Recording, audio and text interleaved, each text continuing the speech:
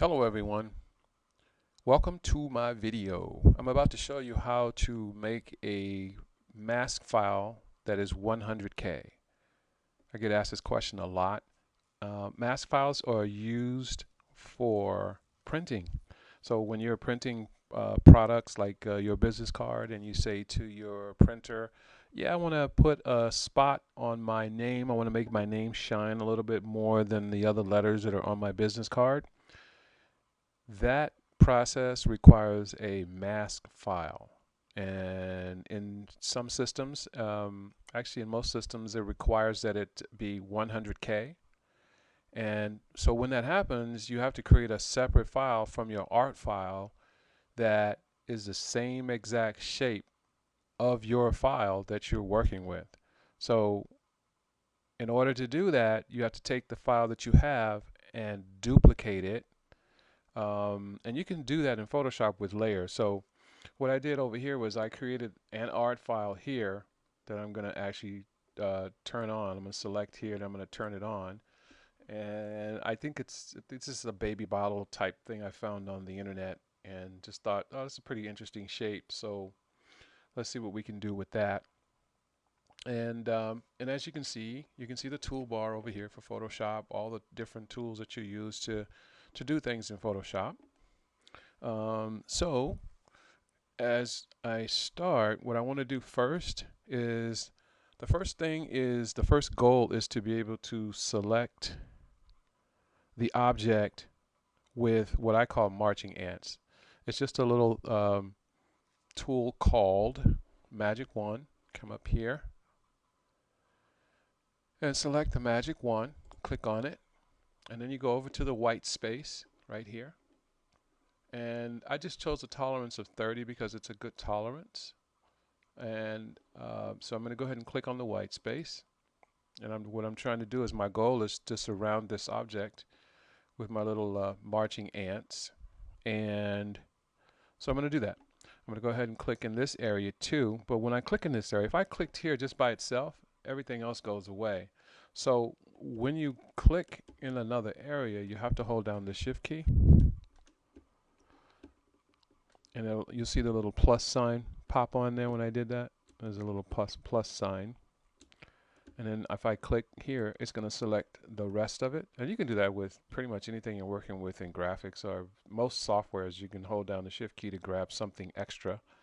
But I can see here that it went in a little further than I wanted it to. So let me click this tool, which is the zoom tool.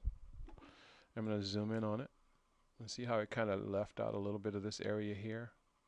In fact, the tolerance might be a little too high. Let me see. Let me zoom back in. No, it'll be okay for this demonstration. But what I want to do is I want to get at least the rest of this also. So I'm going to grab this tool, which is called the lasso tool. And then I'm going to hold down that plus sign again, or the Shift key. And I'm going to draw just a line from here to here. Actually, because I'm on the inside of this, it wants me to do the minus sign. So I'm going to hold down the Alt key this time.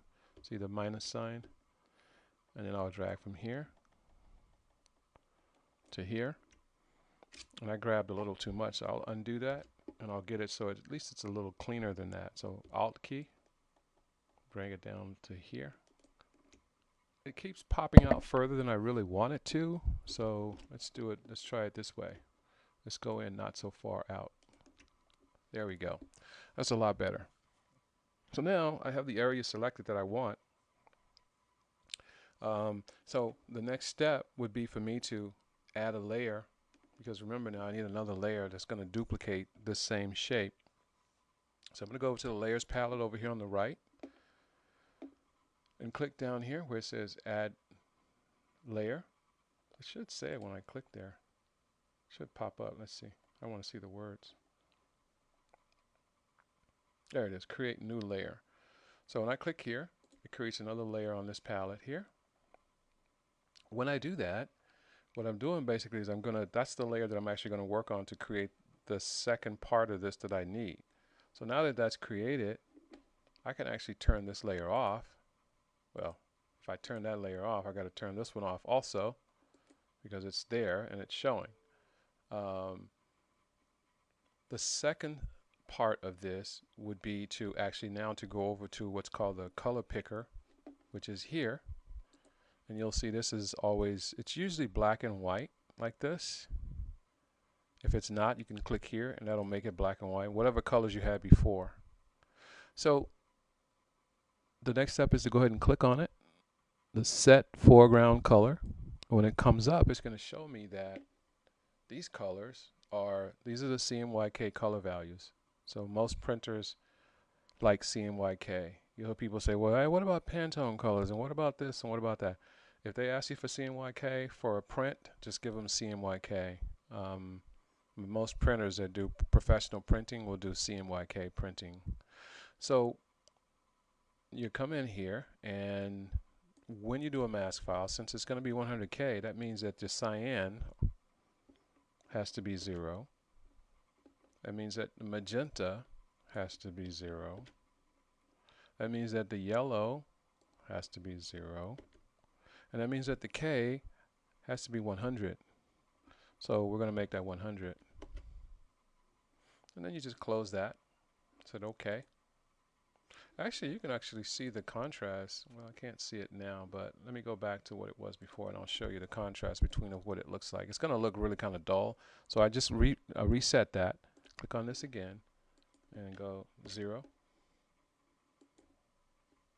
0, 0, 100. See the difference between the contrast of those two blacks? This is more of a rich black, and that's more of a just a regular black 100K. Okay, so I'm going to hit the OK button.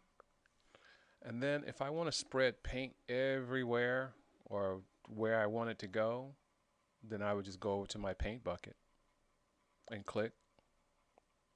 And then I can go over to my object and just click one time. Oh, but look at what happened. It didn't put the paint where I wanted it to go. It's on the outside. I actually want the object to be the color because that is going to be the actual mask file. So, what do I do there? Well, first thing I want to do is undo. And then I'm going to turn this object back on, because when it's back on, it gives me an opportunity to just select only what's on the inside here and not what's on the outside, because that's what's going on now. It's only the outside is selected. So what I'm going to do is I'm going to go up to the top here where it says select, and I'm going to inverse those marching ants. So I'm going to go down and select inverse. You can do it with the Control-Shift-I also. Just hit that. And now you see all the ones that were around the top here, those are all gone now. And that's the goal, is to get rid of all of that and have only this selected. Now I can go over here and turn this layer off again, and then I can select my layer that I created my shape with. And we can check this, always double check to make sure it's 100K. And it is. The other thing you always want to check before you do it is you want to make sure that your mode is in CMYK mode. So if you go up here and you see this says RGB, it won't work. So if I click here and it colors that, and I look over here in this section over here, as soon as I hover over this, if I look in this section where it says info, it's still going to be the wrong makeup. It's still 70, 68, 64, and 74. So it's not going to work if it's RGB. So what I'm going to do is I'm going to undo this, and I'm going to go back up to where it says image, and I'm going to select mode, and I'm going to change this to CMYK color. I'm not going to flatten it. I'm not going to merge it. I'm not going to flatten the image. So I'm just going to say don't merge. And then I'm going to go back and get that paint bucket again. And now I'm going to go over and I'm going to go ahead and select the area that I want. Now, when I look up over in that top right corner where it says info here, and I hover over it with any one of those tools, it's going to tell you that it's 100K. So that is basically how you do a really quick mask file for setup for print. And you can tell that it's right because everything is in the same spot. This is going to be on the same layer, on the same area. If I bring this layer up above this and drop it on top, you're going to see it fits in there perfectly. So when your printer gets this file, they're just going to go, okay, the mask file is absolutely perfect, and we can go ahead and send this to print. The other thing you want to do when you get through with these types of files is just do a save as. You can just do this, and if you want, just for the time, you want to make sure that your files are also flattened. So when the printer gets it, they don't want to have layer 1, layer 2, and background. They just want to see the mask file by itself. So what you can do is you can go up to where it says layer and then flatten the image and just hit OK and discard the hidden layers. And so this leaves this exactly the way it is, the way it should be rather. So now when the printer gets it, they're going to go, oh, I got your mask file, and where's your art file? So you're going to go, oh, wait a minute, I flattened it. Well, you can always undo this if you just one undo. And then you can save that one the way it is. And then you undo it, and you can come back and select this and flatten it again, image, or layer, and then flatten image. And then you can save this one. So now you have 2 files. Both of these files are exactly what the printer needs. And if you ever see this, you know, the marching ants, and you want to get rid of them, you can go and hit Control D. That deselects all of the little things running around there. But the goal is to have a mask file and to also have, I'm going to undo this again, also have your actual art file. Okay, and that really is the basics of how you make a mask file. It's not complicated at all. Thank you for watching the video, and I will have more videos on how to make mask files. Probably the next time I do one will be with Illustrator, so you can see what it looks like doing a vector mask file versus a raster mask file. Okay, thanks again for watching.